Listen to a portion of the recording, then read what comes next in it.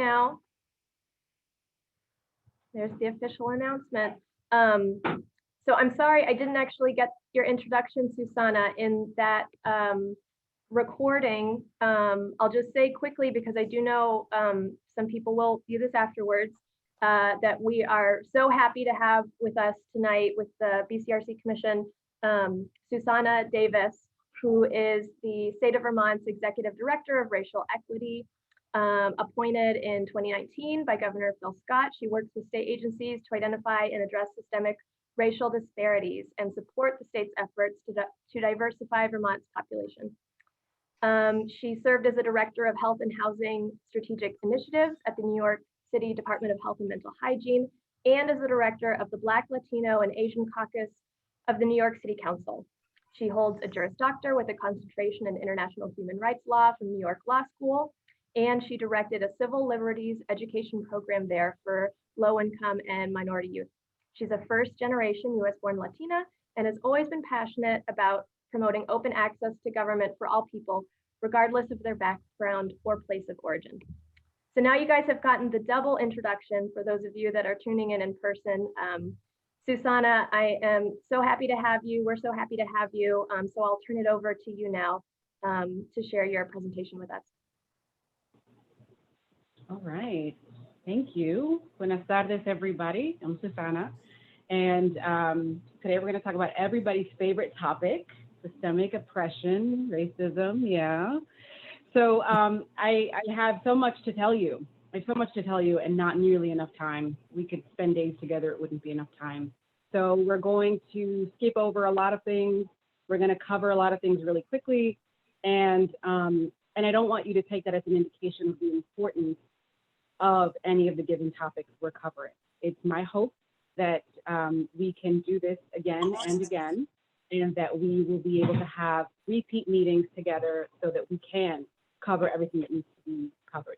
So I'm going to start by sharing my screen because I have slides for you, so you don't have to look at me the whole time.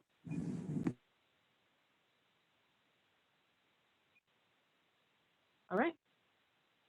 I try to monitor chat activity, but sometimes I don't see everyone's comments, and I can only see 4 of you. So if somebody would like to interrupt, stop me, slow me down, whatever the case is, please do speak up and let me know. All right. So first I want to start by telling you what we are here to do and what we're not here to do. This session is just a starting point. As I said, it is too short. And so I don't want you to take away from this that this is the entirety of everything that needs to be talked about on the topic. It's not a substitute for an equity training or a bias training. This isn't sort of a inoculation against racism that you can say, well, I saw a brown person speak about it, so I'm good. This is not a substitute for that. It's a conversation with me and with you all about your work and how you can incorporate equity into it. You might encounter facts in this presentation with which you disagree or that you don't like. And that's the pesky thing about facts, is that they remain true despite that. So we are going to look at this together. We're going to think through this together, and we are going to be okay. So the first thing that I want to say, the second first thing that I want to say, is that as we talk about land use and placemaking and community and what it means to be a part of the community in Southern Vermont, or one of the 17 municipalities with which this organization works. When we think about all of the work that you all have on your plate, it's important that we recognize that the land in question remains unceded Indigenous territory. I find that to be incredibly important because oftentimes we come from a starting place of square one. We're talking about land use and other decision-making for communities with the expectation, the understanding, and the assumption that everything that's in place is in place because it's supposed to be and because it always has been. And in fact, that is not the case. So instead of starting at square one, we really must go back and start at square zero to get a better understanding of where we are and whose voices need to be included at the table. Now, a number of you may have seen this graphic before. It is an image that depicts 3 people looking over a fence at a ball game. It's often used to discuss the difference between equality and equity. And I like it. It has its limitations, but I think it's a worthwhile graphic. So what you're seeing on the left is equality, depicted as three people of different heights, each being given a crate on which to stand to see over the fence to the game. You'll notice that for the very short person, this is not enough of a solution. And for the very tall person, it's perhaps more than that person needed. On the right, you'll see what's described as equity, which is the crates being redistributed in a way that permits everybody to see over the fence to the game. Now, again, I like this graphic. I think it's useful, but it does have its limitations. For one, if you look at the people in question, the reason that they need crates at all is because of their height. That's an immutable characteristic. That's something that's inherent to them that they can't change, right? So there's something about them that requires them to need different resources or different services. When we talk about systemic inequity, and specifically I'm going to talk about racism, when we talk about systemic racism or individual racism, we're talking about something that is arbitrary, right? Some people a long time ago woke up one day and decided we're going to not like people because they look different than we do. So in that case, there's nothing that's inherent about me as a brown person or me as a woman identified person that makes me less capable in the STEM field or that makes me inherently less able to manage finances or what have you. So one of the limitations of this graphic is that it implies that it's inherent characteristics that create inequity. Whereas in reality, what we have is inequity being created because people choose to behave inequitably. The other limitation of this, I mean, there are a few, but I'll just get to the other big one that I want to highlight for you, which is so many people see life as zero sum. They think if you're getting one crate, then I'm getting crates taken away from me. And if you're moving ahead, then I'm necessarily falling behind. And they're so worried about the distribution of the crates and the boxes to see over the fence. So few people are asking themselves, why do we have to have the obstacle of the fence in the first place? Challenging the obstacle that we are all subject to is a far more long-lasting solution than arguing over the redistribution of a workaround. And so why is it that we have a fence? Is it because not everybody can afford to go see the game? It's to keep people out? Is it to protect us from a fly ball? And if it is, can we not use chain link fencing or netting to accomplish that? So challenging the overarching obstacles is really what we're getting at when we're talking about systemic issues and systemic solutions. And I'll talk more about systemic later. This is another image that gets at the same point. On the top, you'll see four people who've been given the same bicycle, and you'll see for the very tall person, for the very short person, and for the person who uses a wheelchair, that's not working out so well. On the bottom, you're seeing equity, which is depicted as each person being given a bicycle that's appropriate to his, her, or their needs. So everybody can participate in this fictitious bike parade. So I wanted to get that covered first, because oftentimes we think about equity, and a lot of people use the term interchangeably with the word equality. Equality just means treating everybody the exact same. But as you can see, not everybody needs the same thing. And when we have a society that was predicated upon deliberate inequitable treatment for some, it's really important that in order to normalize and to get back to zero, we have to be able to do proactive and affirmative actions to combat that existing inequity. I'm going to say that in another way because I think this is an important point. Oftentimes people talk about equity work as special treatment for certain people. And in reality, it's actually the ending of special treatment that has existed for centuries for some people. So that's what's a really, if you take nothing else away from today's presentation, please take that away. Equity work is not new special benefits for some. It's the acknowledgement that there have been old special benefits for some for far, far too long in ways that hurt everybody. So let's talk a little bit about Vermont's demography. And I'm talking fast, I'm sorry, I'm very bad at time management, so I know I'm gonna run over on time. So let's talk a little bit about Vermont's population. What you're looking at right now is a bar graph that shows the median age across all 50 states. As you can see, Vermont is the second oldest state in the nation. We have the second highest median age after Maine. And this other bar chart that you're looking at shows the diversity score, which is how white is the state. And as you can see, Vermont is also the second whitest state, again, second only to Maine. But these two data points don't tell the whole story, because despite the fact that we are the second oldest and second whitest state in the nation, if you break that down by racial group, then what you'll find is that white Vermonters and Indigenous Vermonters have median ages in the mid and late 40s respectively, but all other Vermonters of color have median ages in the 20s. Now, what does that mean? It means that we skew younger in this state.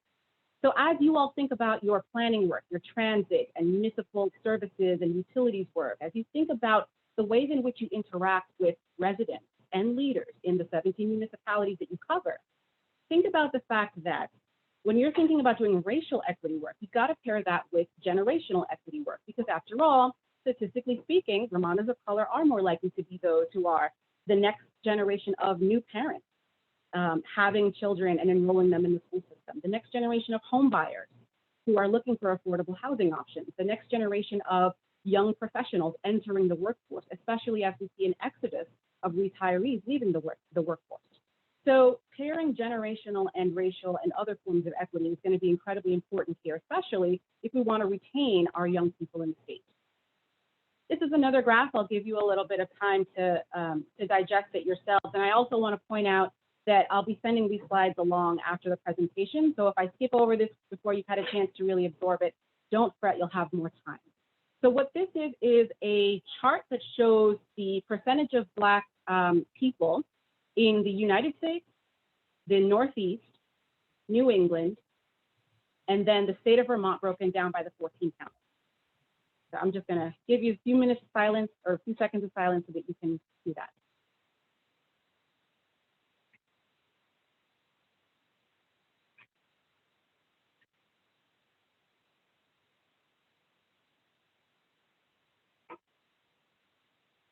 Now, I point out that this counts Black people, that's Black American people, and of course, we know that there are more races than Black and white.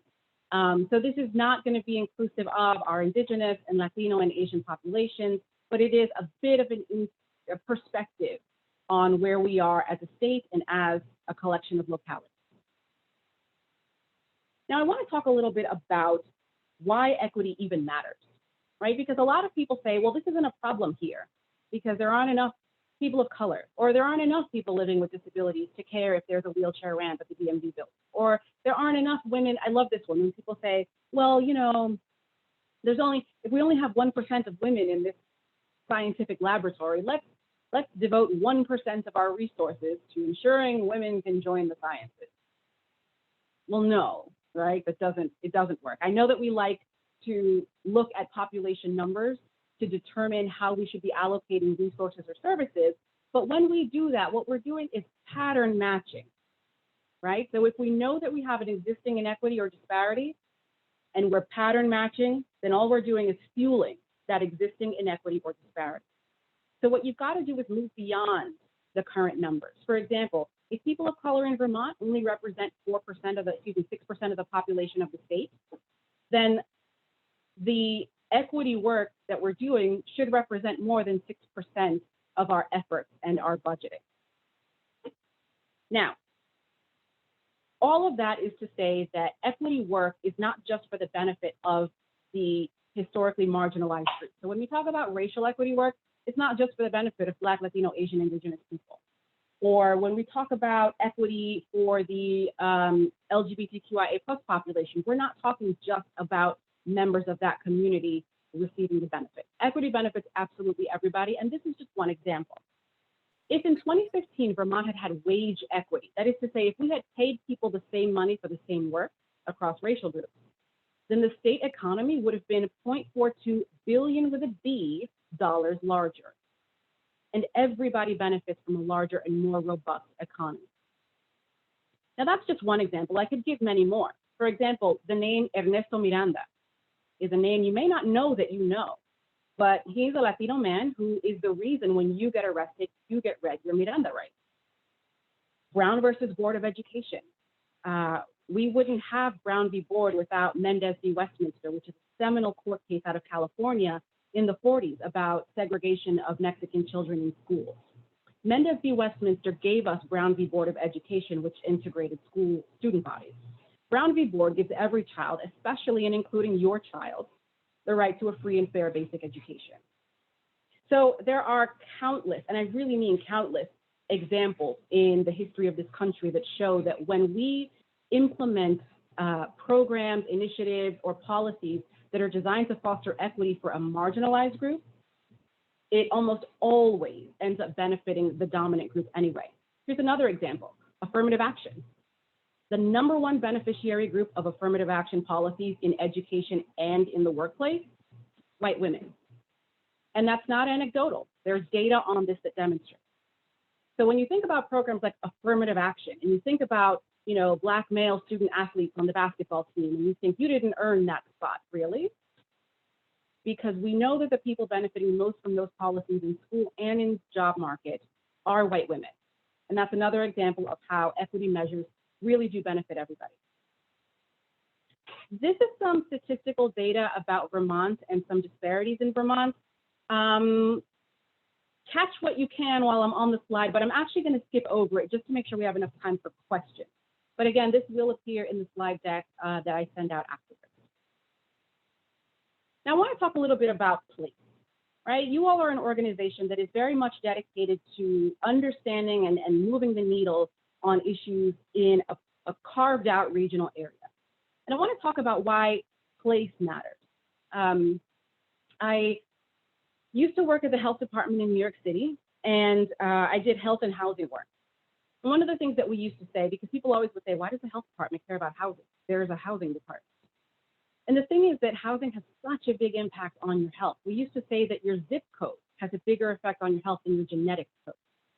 And part of the reason is because where you live determines what kinds of hazards and toxins you're exposed to, what kinds of stressors or stress relief resources are around you, what food access you have, who lives near you, how far you have to commute to work, how far you have to go for entertainment or groceries or what have you, right? So where we live has a huge, huge impact on how we live and whether we live. So I want to talk about redlining. I hope that all of you have heard about redlining. If you haven't, please do. Please run, don't walk, to go learn more about it. It's really fascinating. But I want to talk about two places close to Vermont that have had formal redlining maps. So the process of redlining was where the HOLC, which was a lending institution coalition, actually came together. This was backed by the US government. And they said, let's take municipal areas around the country and carve them up into areas we consider desirable or not desirable. And the way that they determined what was desirable was largely based on who already lived there. So areas where there were more white people or more affluent people tended to be rated higher. Areas that had more non-white people tended to be rated much lower. Now, there aren't formal redlining maps for Vermont, but I don't want you to think that that means that this practice didn't occur in Vermont too. We have evidence of restricted deed covenants that were created here in the state that said things like, you can't sell this land to an Indigenous person. You can't rent to a French Canadian person, right? And a lot of things that happened informally that we can't necessarily trace through paper, but we know happened. After all, the state of Vermont is sandwiched between Montreal and New York and Boston and Manchester. It's odd. It's odd that our demographic is so different despite being dead in the middle of all of those other much more inclusive places. And that's by design. That was on purpose. So let's talk again about redlining. This is Manchester, New Hampshire. And you'll notice that this map shows area D6 as being least desirable because, quote, Belgian. Now, this was created in 1939 at a time in U.S. history where evidently Belgians were enough to say, we're not going to give you a home loan to live in this area because it's not worth it because your neighbors are Belgian. Here's another one. This is Boston area. And you'll notice two notes. One is B8 has been downgraded because of, quote, threatening Jewish infiltration into area. Or how about D7? Area becomes less desirable north of Dover Street with Orientals concentrated in this spot. Now, these are the actual maps and the actual notes. We're not making this up and we're not paraphrasing. And actually, there are interactive maps that are available online if you're interested in learning more about different places as well. Now, why am I telling you this? Because redlining was one part of a comprehensive system of physical segregation. Knowing where people live determined not just where those current people live, but where generations would live afterwards. because up until recently, people didn't tend to stray too far from where they grew up. After all, you inherited property from your parents, so you tended to live or have interests near where you grew up.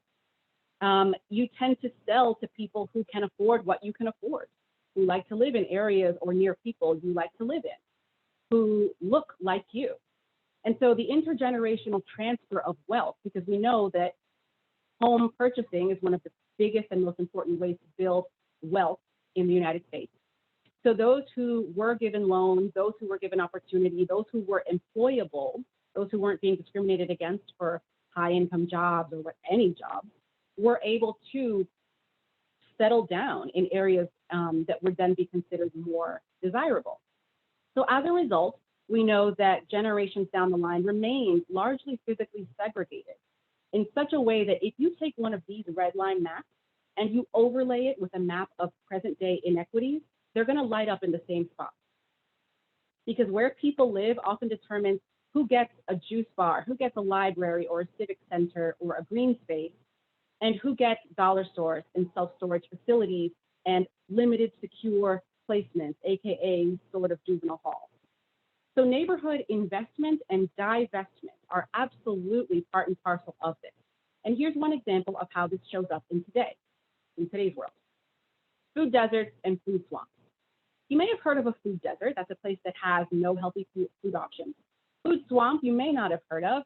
It's an area where the unhealthy food options outnumber the healthy food options. Now, food deserts and food swamps track really closely with the prevalence of obesity and diabetes and heart disease. Not just that, but we know that the cost of diagnosed diabetes has grown by over 26% over the last 5 years.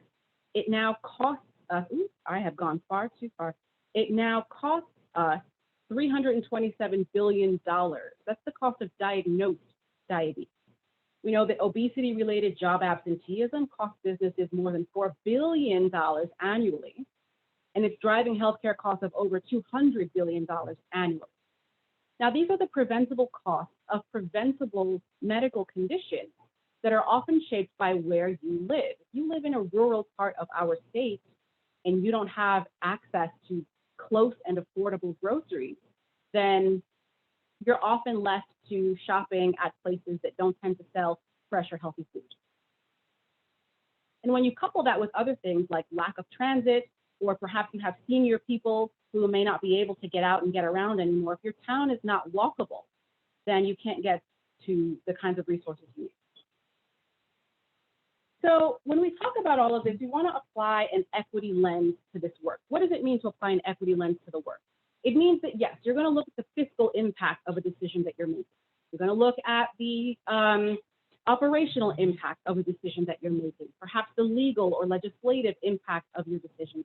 But if you're not overlaying all of that with an analysis of the equity impact of your decisions, then you're getting an incomplete picture. You're not doing the full work, and you're never going to really understand how you are having an impact on the people around you. So applying an equity lens means being intentional about asking yourself the right questions and taking the right actions to make sure that you're providing structural solutions. Now, what do I mean by structural solutions? A lot of the issues that we're experiencing, not just in Vermont, but nationally, are structural in nature, right? For example, we know that the criminal justice system fails people every single day.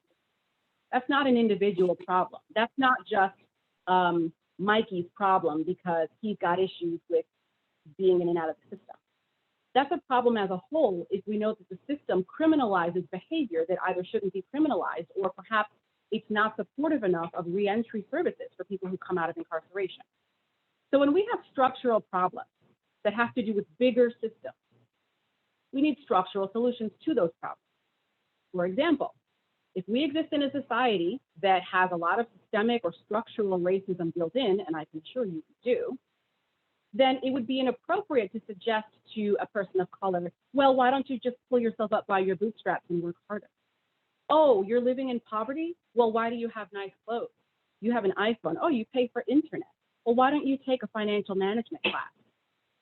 Those all might help the individual person cope with day-to-day life, but if we know that poverty is a bigger issue than just the individual making poor financial decisions, then it's inappropriate to insist that people rely on individual solutions for structural issues. I'll give another example that may be easier. If we all were in an office building together and suddenly the lights went out, maybe they didn't pay the bill or something, it would be inappropriate for management to tell us, hey, new rule, everybody, you got to walk around with your own flashlight, headlamp, cell phone, because the lights are out, so each of you needs to light your own way. Excuse me, what? That's an individual solution, right? That's a workaround. The problem is structural.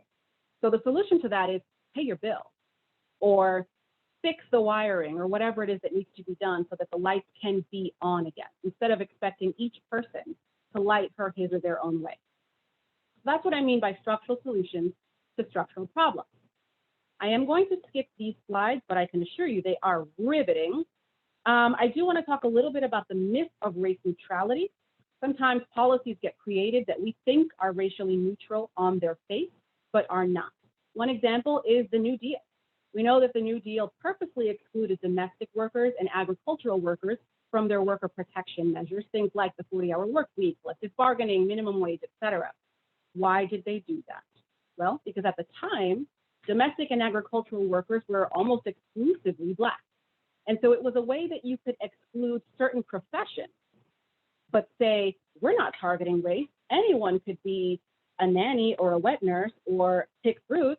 So we're not targeting people based on race. But if you know that those industries are dominated by people who share a common characteristic, then you know that it's going to have a disparate impact on that demographic group.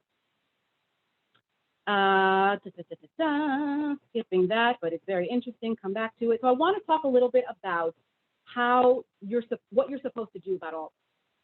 So you have a policy and you're not sure if it's racially neutral or not. And one of the ways that you can and should evaluate that is through the use of data. Now, race data and other forms of equity data are sparse in Vermont. We are working on that. But the data that do exist paint a pretty grim picture. And some of the slides we've already covered sort of show that. So I want to talk a little bit about ways that you can use data in ways that benefit and don't harm. And I'm going to use two phrases, data-driven and data hostage. And I don't know if data hostage is a good way to phrase it. I've been saying it and nobody has complained so far, so we're going to go with that. I want to encourage you to be data-driven, but not data hostage. And what that means is using data to inform the decisions that you're making so that you can say, hey, you know what, we see a disparity.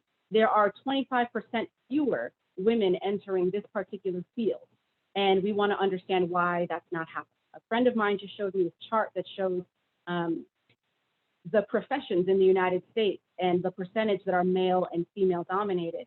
And it's amazing. You look at things like sciences and management and engineering, and those are 80 and 90% male. And then you look at things like domestic work and early childhood education and childcare, and those are often women-dominated professions.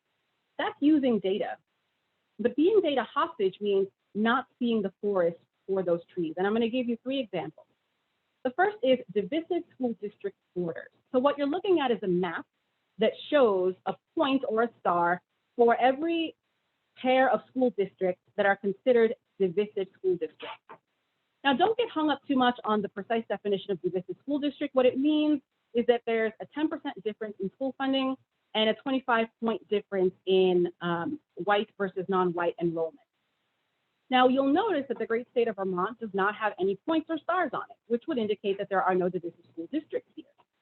The problem with that, now, if we're being data-driven, we're going to look at this map to see our status. If we're being data hostage, we're going to take this map as an indication that there are no disparities in the school system here, because what this shows us is that we don't have districts that have 25-point divide in white or non-white enrollment, coupled with that difference in school funding, because we don't have enough ethnic diversity here to even meet the entry criteria to do this analysis. Being data hostage would mean using this map as some kind of proof that we're all good here. Here's another example. In the United States, Black Americans are actually dying and overdosing less from opioids than white people are.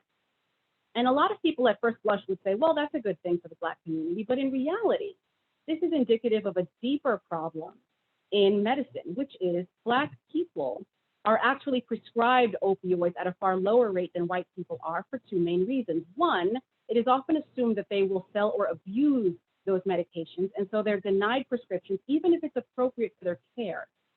And two, it is often believed that Black Americans have higher tolerances for pain, and therefore, even if an opioid-based treatment is appropriate for their care, they're often not given the prescription for it. And don't take my word for it. This is a screenshot of a textbook that only recently came out of circulation that says, it says focus on diversity and culture, cultural differences in response to pain. And I know it's a little bit blurry to read, so I'll read you a few snippets. It says Jews may be vocal and demanding of assistance. They believe that pain must be shared and validated by others. It says blacks, as if it's a noun, often report higher pain intensity than other cultures. They believe in prayer and laying on of hands to heal pain, and that relief is proportional to faith. It says that Indigenous people may use a sacred number when they're asked to rate their pain on a numeric pain scale. It says that Asian clients may not ask for medication because they think that stoicism is the correct response to pain. So this was actually being printed in medical textbooks to train the medical professionals who ask me and you, how much pain are you in? And the difference is that the answer you give is likely to be taken at face value. The answer I give is likely to be filtered through a list of this nature. And I want to point out that this page does not have white people as a category, presumably because there's nothing out of the ordinary to note about that population. In other words, that is the invisible standard, and everyone else needs to be accounted for in a buffer. And the last thing I'm going to say about being data hostage is an anecdote from when I first arrived in the state. I met with one of our agencies, and they said to me, you know, we have to do a report every year to the federal government because we get certain title funds. And in that report, we have to show that our department is racially reflective of the statewide population. Problem is the nature of that agency's work tends to be a profession that's more women dominated. So there are already very few men. And then because Vermont, again, is only 6% people of color, all it takes is, you know, a couple of Latino people, Asian people, and Indigenous people, and Black people to meet the numbers for the racial diversity. So what ended up happening was that every year this agency has to give a report to the federal government talking about all the outreach they're going to do to get more white men into that agency because they're so underrepresented based on the state population. Now, we know that generally speaking, white men are not underrepresented in positions of power, privilege, or authority. However, because of the largely women-identified slant in the work, and because it only takes a few people of color to meet the racial demographic of the state, it ended up being the case that we were being data hostage by having to tell the federal government that we were going to have to do more to get more white men in that agency, because all the federal government cared about was, does this number match proportionately with this number, without recognizing the broader inequities in Vermont state population. That's being data hostage, is just relying on the numbers, even if they're pointing us in the wrong direction. So what can you do about it? On the screen are some questions that you should be asking yourself as you do the work that your organization is continuing to do. Things like, how is this proposal going to promote equity in service delivery? Did we consult with the community? If so, did we consult with diverse members of the community? Are we building collaboration with community organizations or with other agencies? What data are we using to justify the decisions we're making? If this is going to have a negative impact on communities, is it going to have disproportionately a negative impact on communities of color? And I note that this is an analysis that we do for racial equity, but this is absolutely applicable to equity in almost any other metric you can imagine. Members of the LGBTQIA+ population, people living with disabilities, socioeconomic disparity, right? So all of these are the sort of questions that you've got to be asking yourself in order to apply that equity lens to your work. I'm going to leave you with a quote from Curtis Ogden. He's over at the Interaction Institute, and he says, "The work for racial equity is about undoing as much as it is about doing. We do not simply build new culture or behavior on top of old, especially in situations that are characterized by oppression. Some things must be released, and this letting go does not come easy." And I share that with you because so often people ask me, what should we do? What should we do about equity? What new stuff can we do, right? How much melanin can I hire in the next 6 months to look good in the brochure?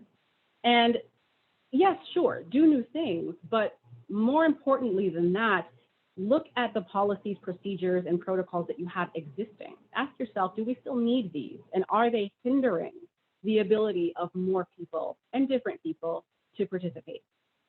So, and the very last thing, I promise I'm going to stop talking after this. The very last thing that I want to share with you is that this is not an easy discussion for people to have. Increasingly, the tenor is getting more acrimonious. It's not fun by any stretch of the imagination. However, the point of these discussions is not to point blame or to make people feel bad about things that they are in control of. The point of it is to acknowledge current and historic harms and to do something about it. So when we talk about things that have happened over the course of the last several centuries, it's not just so that we can walk away feeling guilty and rotten, right? That's not productive. Rather, it's so that we can have a shared understanding of where we are and where we've been, so that we can do better to collaboratively decide where we are going. That's what I've got for you today. I know that I'm a little bit over on time, but I would love to stay and answer any questions that you may have. Thank you so much for having me. Well, thanks, Xusana. That is certainly hold on, I'm gonna wait. I've got competing microphones in this room. Thank you so much for that introduction. As you said, you know, it's certainly, this is the beginning of an ongoing conversation, and we wish that we had more time to share with you tonight. We certainly are thinking about this as the start of an ongoing conversation, so we'll keep that going. I so appreciate, you know, the steps, some steps that you've outlined for all of us to think about moving forward. And at this point, we'll see if anyone else had any questions or comments that they wanted to share while we still have Xusana with us.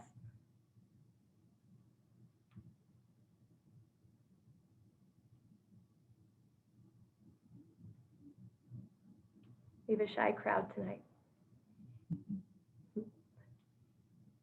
Well, I think, Xusana, we're probably all in agreement that you've given all of us a lot to think about, and we so appreciate you virtually tuning in. Maybe as things continue to improve post-COVID, it'll be possible to have you actually come down for a gathering at some point in the future. So we'll stay in touch. Thank you so much for your time.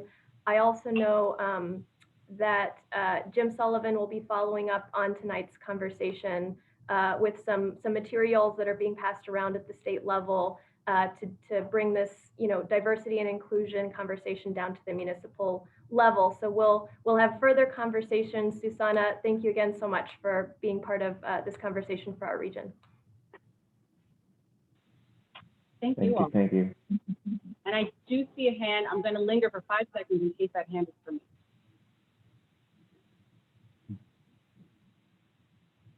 I think it may be applause, Xusana. and again, thank you, and my apologies for suffering a technology failure and being late, but I did catch your entire presentation, so thank you very much for that. Thank you all. Have a great night. With that, I'll say thank you, Xusana, and the next thing I would say to the commissioners present, please don't leave. Cinda has a question. Oh, Cinda has a question? Okay, Cinda? Well, I don't have a question. I just don't want Xusana to leave thinking nobody is kind of reacting to this. I don't know where to begin with a reaction. You're talking about things that I'm embarrassed to say. I mean, I don't know some of this stuff. And, you know, it makes me think about all of the things that we sort of take for granted and don't question. And I don't think these days we live in a highly reflective society, so we actually don't spend very much time pondering deeply much of anything. Immediate gratification is much more satisfying. I guess, and I'm not 100% sure what your role is, but oh my God, if you're trying to educate the entire state of Vermont, you've got a big job going.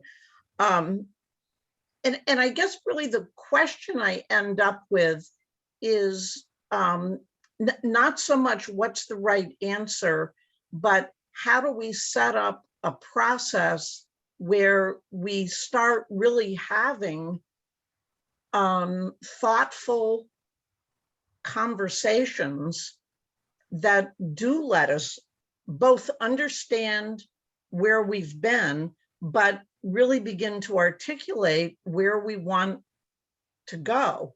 That's going to be it's not like you're going to sit down and everybody's going to immediately agree that wherever it is we want to go, we're all on board with the same page. But I think it really is important to have the conversations and to understand the consequences of the choices that we make as we go forward. And I'm just not sure how we do that as communities. And I don't know that you have the answer to that, but I just didn't want you to go away and think that this wasn't like valued and a really valuable beginning conversation for us to have. Thank you so much for that. I appreciate it. And I will briefly respond. I know you all have other agenda items to get to, and I do see the comments in the chat as well. So one of the things that I often tell people when they ask me, where do we start, or what's the first thing that I do? I always say step 0 is lower your guard and open your eyes. And the reason I say that is these kinds of conversations trigger a real defensiveness in people, right? People don't like being told bad things about people or places that they love. So for me to say, hey, George Washington went out of his way to be able to keep people in slavery. People don't like hearing that, even though it's documented and proven fact. If I say Vermont remains unceded Abenaki territory, people don't like hearing that. Why? Because it challenges their modern notion of property rights. So I say lower your guard and open your eyes because there is so much that's right in our faces that's happening every single day. All you have to do is turn on the news and spin the wheel to guess whether the person who was the unarmed civilian was just killed by law enforcement, what color that person was. Or to ask yourself, in this pool of 5 people with these names on resumes, all other things remaining equal, who's going to get a call back and who's not? Right? These are things that are in our faces. We have the numbers behind it. We have the anecdotes behind it. We have centuries of proof. And yet we're repeatedly asked to continue not only proving it, but to somehow find a way to squirm out from under it and overcome it despite all odds being stacked against our success. So when I say lower your guard and open your eyes, what I really mean is when people tell you, hey, this is a method of oppression, or hey, this is not inclusive of blah community, hear that and accept that and don't take it personally, right? I'm sorry if you like Thomas Jefferson or if you're one of his descendants, but when I speak truth about the man, I'm not insulting you or your honor. I'm speaking truth about the man, right? And so it's important that we detach ourselves from some of what has happened outside of our presence. I know that you didn't do this. I know that you specifically didn't decide, let's do some human trafficking and forced bondage, right? However, you are absolutely in a position that you benefit from those things. And the longer and longer that we go, the more difficult it is to see a way out. But there is a way out. All you've got to do is hear the people who are calling for it and be brave enough to do it. And I might be frozen, but I think you can at least still hear me. So I'm just going to keep going. I'm seeing a comment, what have I found as places rich for evolution in Vermont? I think the whole state is rich for evolution. I really do. It's just a matter of us doing the damn thing. And another one, any structural solutions and other planning commissions have started to implement to address equity? Yes, things like training. And again, trainings are not the end all and be all, it's a starting point. But do that. Honestly, the big thing is you've got to be able to invest in what you say you believe in, right? A budget is a moral document. Don't tell me what you value. Show me your budget and I'll tell you what you value. So if you really want diversity and equity and inclusion, you have to invest tangibly in that. So what does that mean? That might mean more targeted grant making. That might mean improving your contracting. Maybe you set yourself a goal. We want 25% of our contracts to go to minority and women-owned businesses. And when I say minority and women-owned businesses, it is often the case that people say, we give all our business to white women, so we've satisfied that, right? So consider that. At the end of the day, putting your money and resources and talent and time into what you say you value is gonna make all the difference, right? And not just in terms of like, are we federally compliant, but also in terms of who wants to live in this region and who doesn't. When people come to the state and are buying property or frequenting the restaurants, are they skipping our towns because everyone tells them don't gas up in this town or don't go to that town because they're not gonna like you there? Again, this affects everybody, all the small business owners locally who are dealing with lack of business because people don't wanna be in this town because of the way people are treated. All of that adds up. I'm gonna shut up. But you all should feel free to reach out by email. I'm gonna be honest, I'm gonna miss your email for about 3 weeks, but I'll get to it. I really will. I want to thank you again, Xusana, and thank you, Cinda, for chiming in, and for the folks who put some messages in the chat. I have to say, you know, when I first heard Xusana talk, you know, this stuff was in my mind, certainly, because everything that's been going on in the country and the world. But, you know, just sitting down and listening to Xusana's talk really got me to focus on the issue and what it means to us in the work that we do. And it really is important, and it really is cross-cutting across all the areas that we work in planning and municipal governance. And, you know, to Xusana's last point, it's critical to think of how the actions we take affect people who are in our region, but also the folks who are visiting our region, and just as critically, the people who might want to move to our regions. You know, one of the critical economic development constraints in our region is population decline, along with a lack of diversity. And from some of Xusana's first slides, you could see how we could benefit enormously from both of those things simultaneously. But we need to make sure that we're really open, welcoming, and keep these things front of mind in everything we do. So thank you so much for, as someone said, starting us along in this process. It's not short and it's not easy, but we do need to start. So thank you.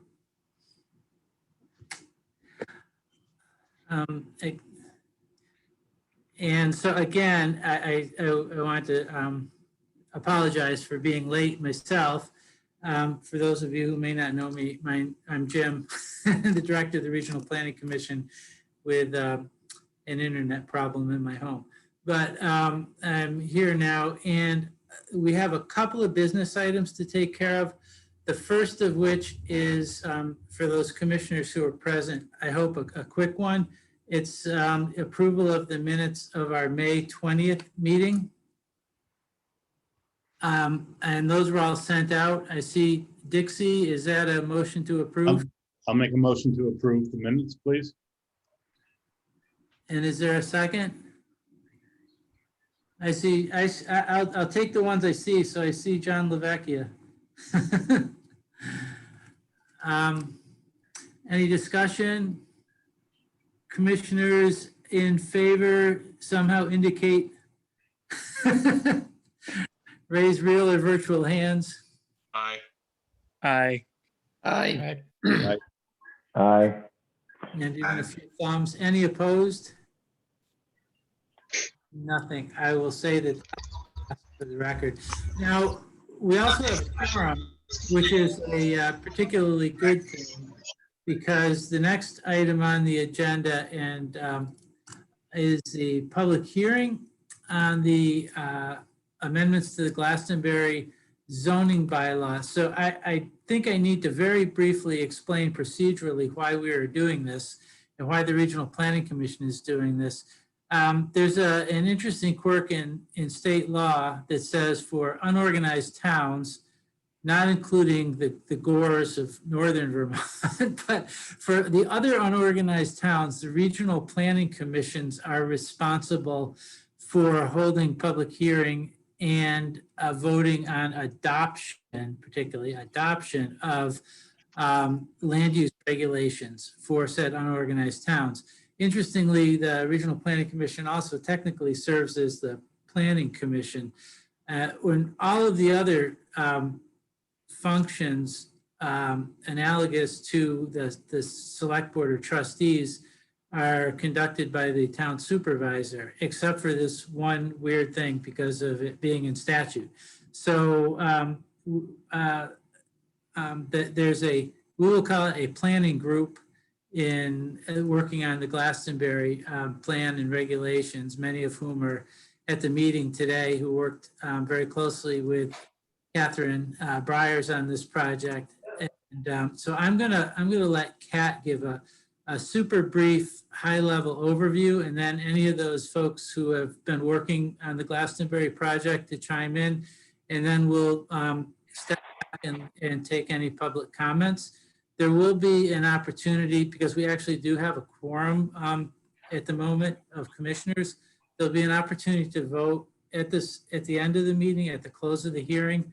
That I would also ask that any of the commissioners who are voting, if possible, to please send in the ballots that I emailed out to you after the hearing within the next couple of days, so that we have a permanent record. So anyway, Kat, do you want to take it? Sure.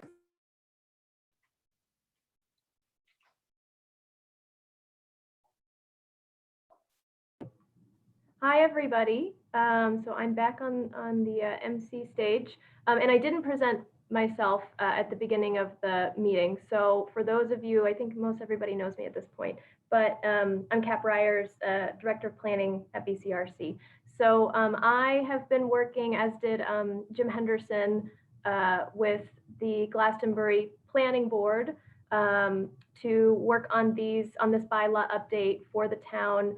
It's been quite a lengthy process, but there have been at least 2 public hearings before tonight. This is the 3rd one. And the purpose of the bylaw update for the town of Glastonbury was first, what's common to all bylaw updates, which is to revise outdated statutory language, which is pesky and always evolving. So for example, removing outdated telecommunications regulation, which are no longer subject to municipal regulation, but also keyly to introduce several new language provisions into the regulations. So that includes a new waiver provision, also further clarification on the purpose of existing zoning districts, although no changes to the zoning districts were made. And finally, a new conditional permitting process for special training events. And so what those cover, they are limited to just outdoor wilderness trainings, hunter education activities, and firearm and field maneuvering exercises undertaken by law enforcement. And the conditional permitting process is for those special training events to occur on a residential property in the municipality. So that's an overview of what the changes are. They're limited to that scope. And as I said, the planning board has been working on these for quite a while. And this is the 3rd public hearing. So with that, we will commence public comment. So if anybody wants to weigh in on the proposed revisions, which have been posted and distributed through the BCRC website and by email, you can raise your hand and I can call on you. I'll be down in a second.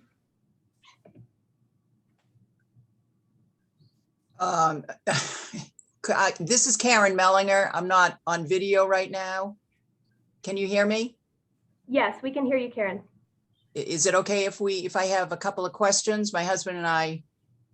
Okay, we've come in rather late to this process because we weren't aware that all of the various meetings were going on last year. But we do have some questions. We've followed some of the activities up in Glastonbury through the years.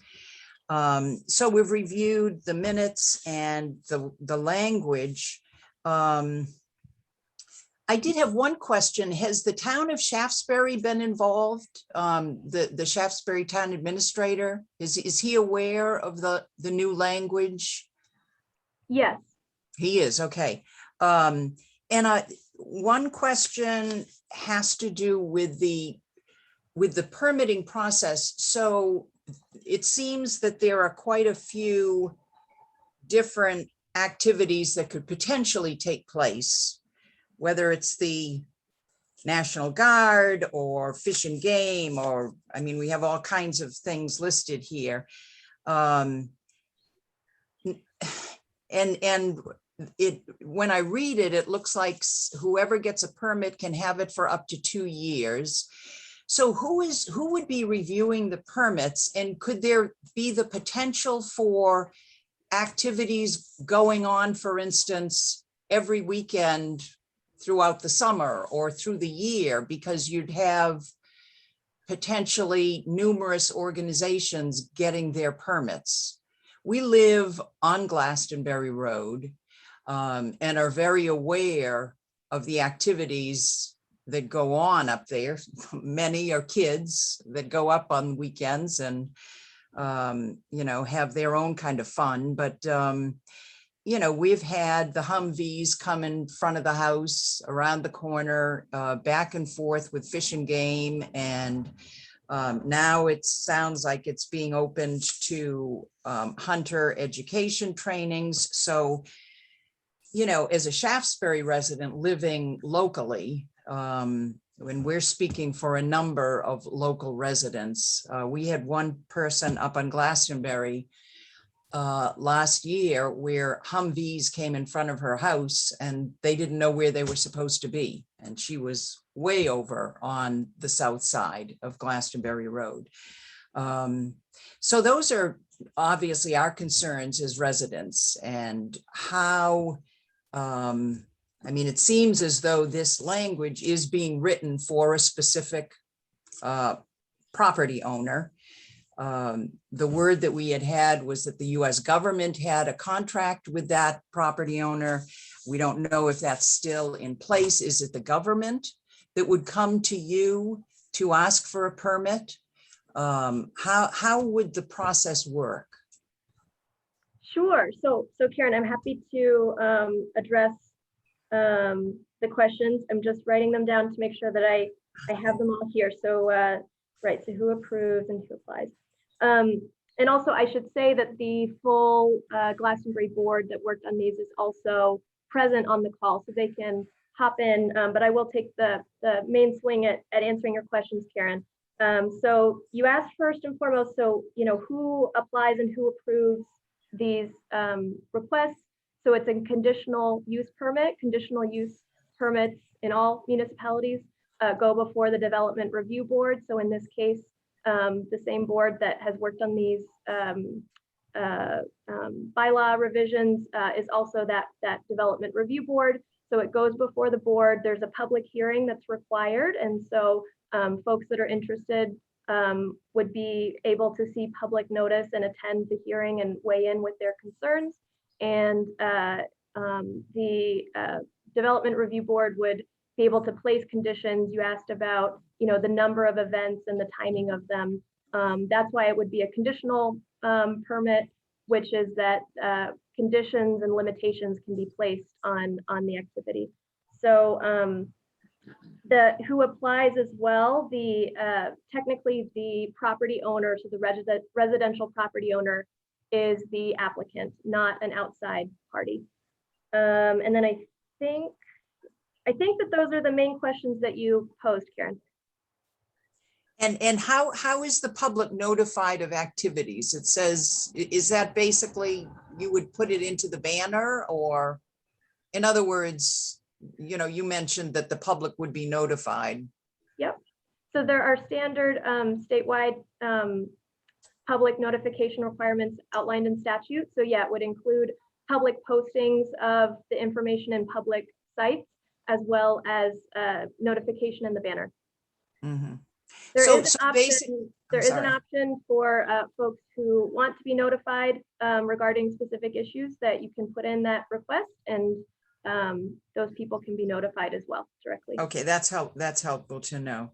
So essentially, the property owner could come up with as many permit requests as they want to, and it's the Development Review Board that would determine how many would be approved. Is that the way it works?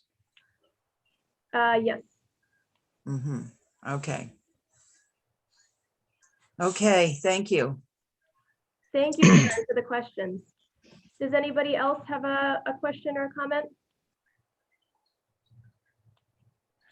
Kat, Oh, hi, Stephen. Yes. yes, I noticed that section 436 pertained to both Forest Area 1 and Forest Areas 2.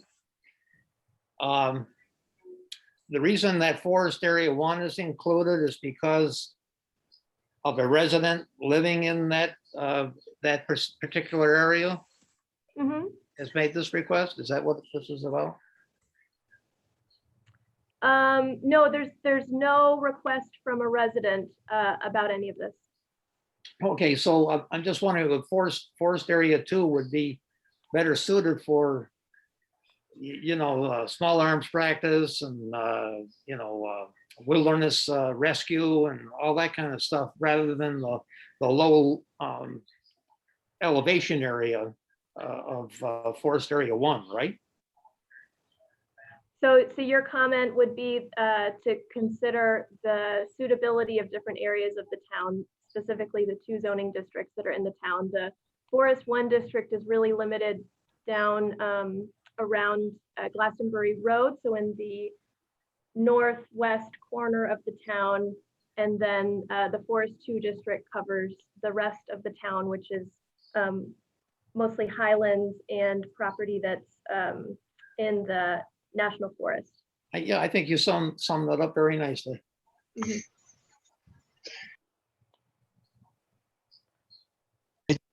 Hey, Kat, this is Jim Henderson. Yep.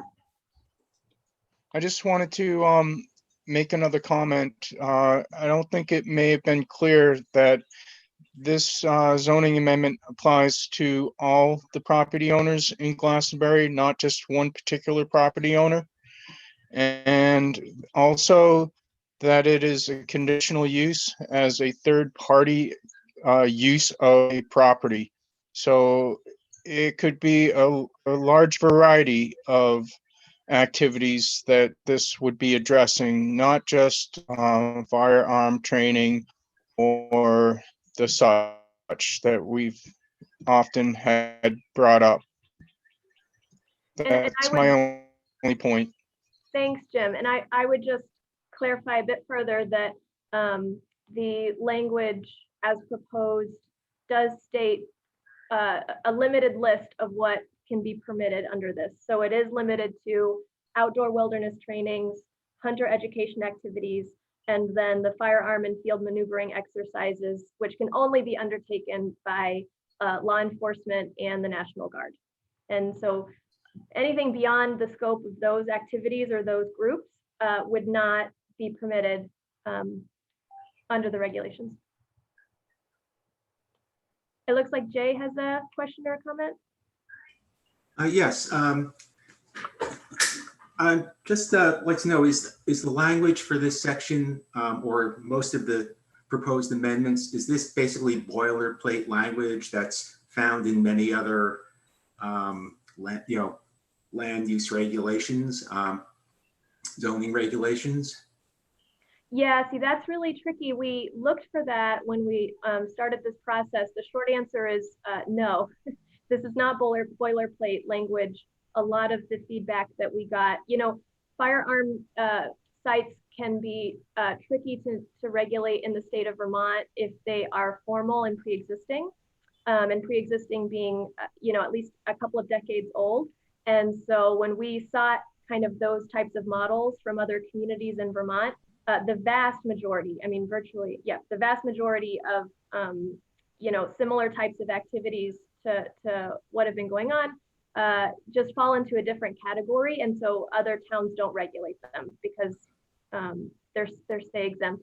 So so to come up with this language, we crafted it and did run it by some legal assistance to make sure that it was all appropriate and strong.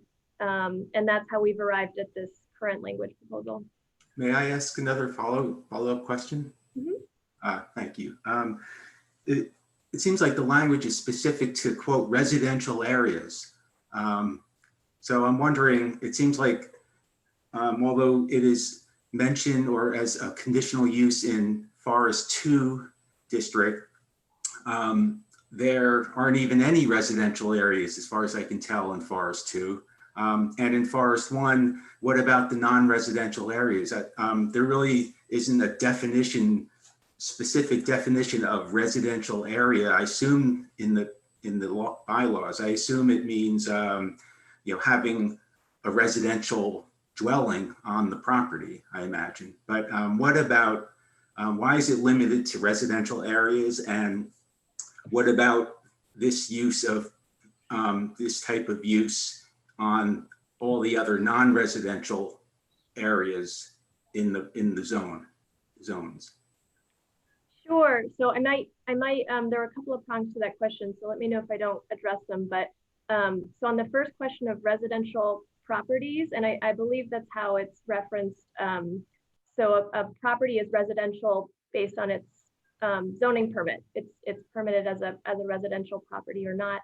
So that they would apply to properties that are residential by their permitting. And so yeah, that's going to mean that typically they have a residence on them. And please, any of the board members that develop the language, you can correct me if I'm wrong, but I'm going to try to respond to the question on why did we limit it to just residential properties. I believe that the reasoning on that is that the board didn't want to open it up. I mean, the vast majority of land is under public ownership by the U.S. Forest Service. And the board did not want to open up, all of that land to this possible activity. Once you get up into the higher elevations of the town, there start to be more concerns about, traffic going in and out of those areas, that being closer to existing roads would limit the, potential adverse impacts of activity going on in the area. But again, that's my recollection. So if anybody from the board wanted to weigh in on your reasoning, go ahead.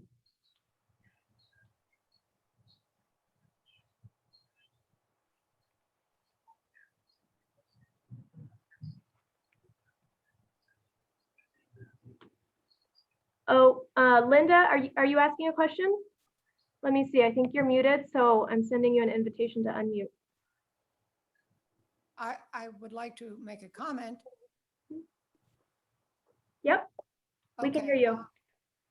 My concern is that the members of the Glastonbury zoning are not property owners in this town.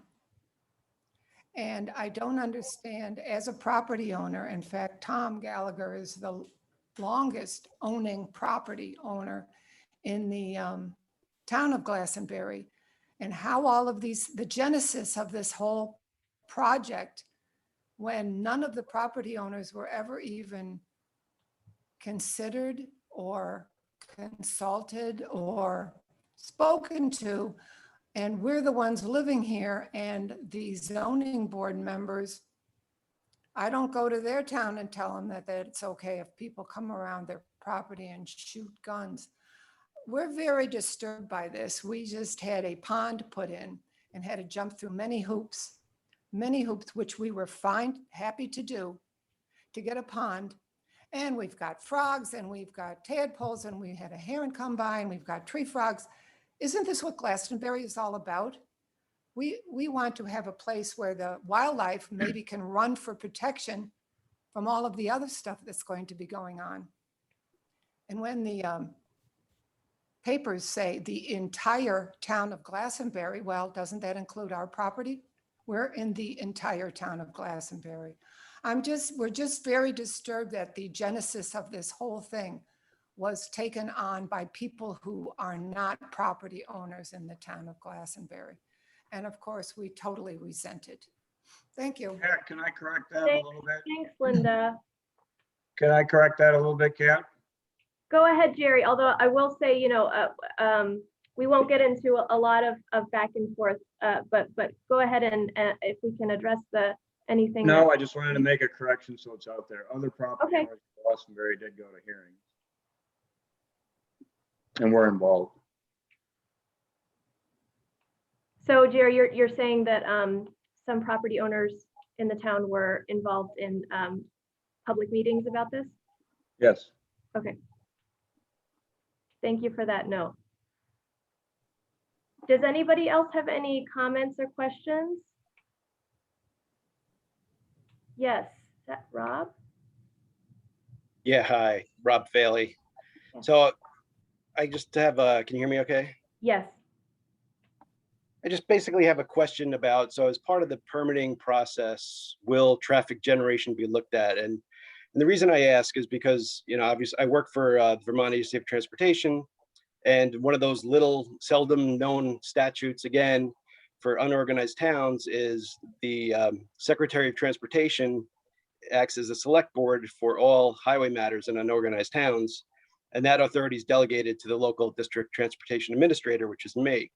So we are responsible for maintaining traffic in Glastonbury, all the roads, drainage and everything. And, if there's going to be an influx of, high traffic use, that's going to deteriorate the roads a little bit quicker, and it'll just cost the residents of Glastonbury a little bit more money and more time and effort on our part. So I just want to know if that's part of the permitting process when they're looking at the different land uses and the potential uses of the properties.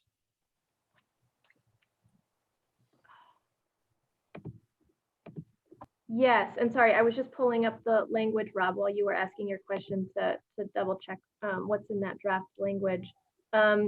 Yes, it's the intent to consider, for example, traffic to the site as part of the conditional review process. I also think it would be really appropriate, given your statutory role, to be one of the parties that request to be notified if one of these permits is requested. That was my next question. And also there is that weight limit on town highways of 26,000 pounds. So if they are military vehicles, that would be an additional impact. Sure. Yeah, Okay, great points. Kat, this is Karen Mellinger. Hi, Karen. Just as a follow-up to what Rob was saying, again, we live on Glastonbury Road. It's a very rural area out here, and they're dirt roads. And the increase in traffic is pretty evident when something is going on up on Glastonbury. So certainly the town administrator, I'm sure in Shaftesbury, is going to be informed. But after this storm, for instance, we had our roads are so washed out right now. And the impact on traffic can be great, along with, frankly, changing the character for all of us who live way out here and chose to live way out here because we didn't have this kind of activity that it sounds like we're going to end up having. So we certainly want to be, and I'm sure every resident of Glastonbury Road and frankly, East Road area would like to be informed when a permit is requested.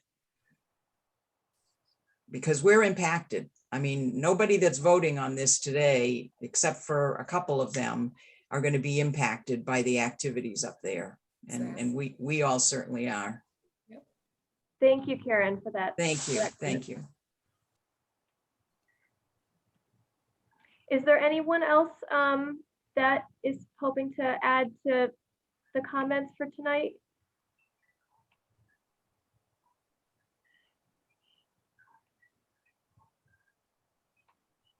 Well, with that, not hearing or seeing anybody else, I think we can call then the public comment to a close.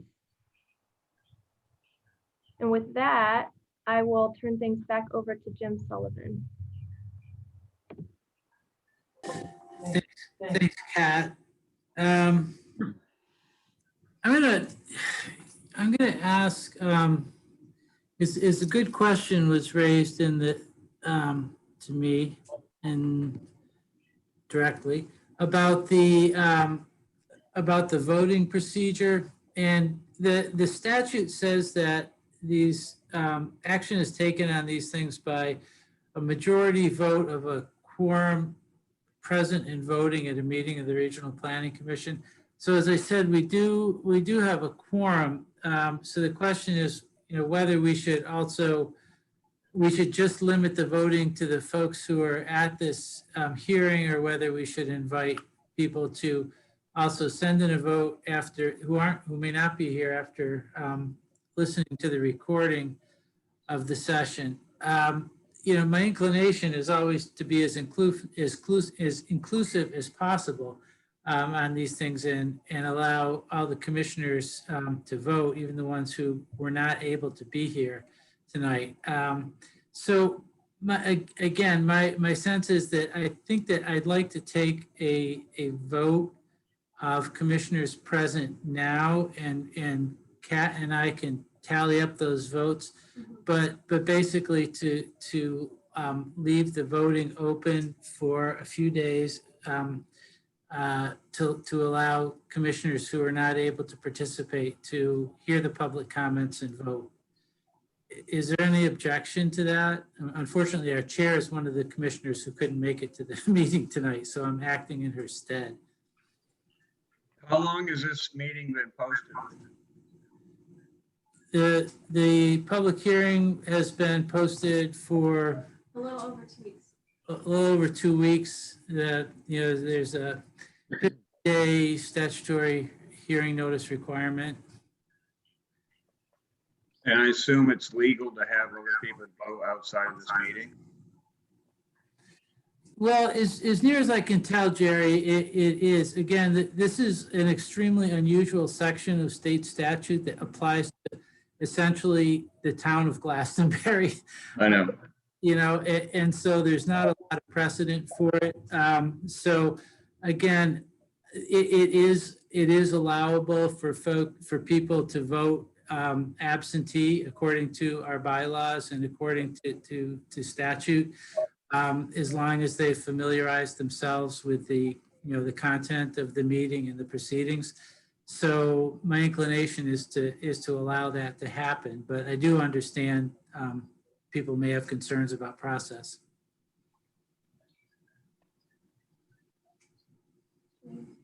I'm sorry, there's Jay? Yes, under those process, would a commissioner here have the option to withhold, of their vote and allow time to consider it further and vote by ballot? I'm sure, Jay, if my biggest concern is to make sure that we get, enough votes to have a viable vote. So I absolutely don't have any problem if the preference of the commissioners present is to restrict this voting to printed ballots or emailed in ballots or mailed in ballots. I think that would be fine. And we don't have to have a vote now. So we can give people time to consider these comments. And if we do that, and I'll leave it up to the commissioners to indicate consensus on that or not, I think we probably should just specify a date by which all the ballots should be submitted. So is there a preference, or maybe it would even be appropriate to have a motion about the nature of the voting? Jim, I think we should keep it, submitting our ballots. I know my co-commissioner is out of town and had to drop out of the meeting part way, and I know he's going to want to, put a ballot in. So I think that's the way it's always been done. I think that's what we should continue to do. All right, are there any objections to having the commissioners submit their ballots either via snail mail to the BCRC or via email using the ballot forms that I sent out?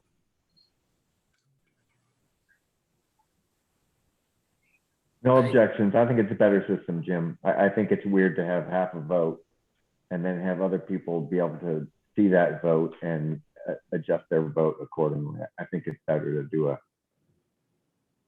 do the ballot system from the beginning. Okay, thanks, Donald. Yeah, it actually was the original intent because I did not know if we would have a quorum of folks present, but since we did, I thought we could possibly do it using the black and white of the statute. But I have absolutely no objection, and I'm sure it would stand up if it were ever challenged because we'd have actual written documentation of the vote. So that's it. Are people okay with setting a deadline for, say, a week from tomorrow? Do you think that gives people enough time to review? And so the ballots should be received here either by email or hard copy by Friday, the 23rd at the close of business, 5 o'clock. Okay, so for those of you who are present now, and if any of you don't have a ballot, please feel free to call or email me and I'll send you one. For those of you who do, please get them to me at the BCRC by the end of next week, and we will follow up with a recording of this session to commissioners who weren't present with an opportunity to vote as well. With that, I think that our business is probably closed for the evening. And I will note that we're boldly going where we used to be, and we're actually gonna have an in-person workshop in August on forest resource planning in Manchester. So look for some information on that. And then our September meeting also will be in person. Not sure exactly the location, but that one we will have, we plan to have some folks talking about outdoor recreation resources and linked to economic development. So coming up, hopefully we'll see you in person. So thanks. Is there any other business from anyone? I don't think so. So I'll say thank you all and I look forward to getting votes from the commissioners. And thank you all for attending. Good night. Thank you.